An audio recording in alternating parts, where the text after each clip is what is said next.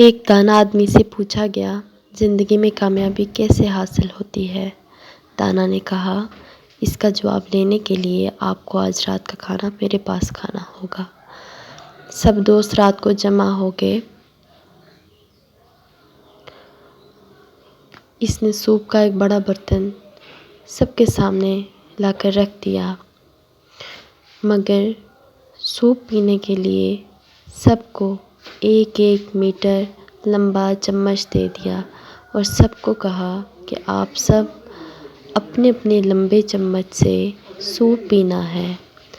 ہر شخص نے کوشش کی مگر ظاہر ہے ایسا ناممکن تھا۔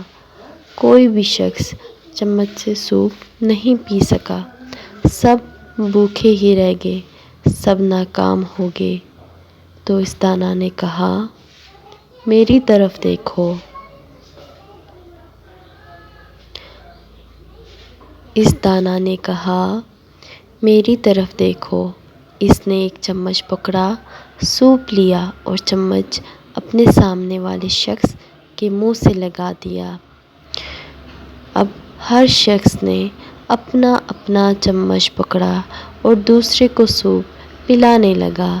سب کے سب بہت خوش ہوئے۔ سوپ پینے کے بعد دانا آدمی کھڑا ہوا اور بولا، جو شخص زندگی کے دسترخوان پر اپنا ہی پیٹ بھرنے کا فیصلہ کرتا ہے وہ بھوکا ہی رہے گا، اور جو شخص دوسروں کو کھلانے کی فکر کرے گا وہ خود کبھی بھوکا نہیں رہے گا۔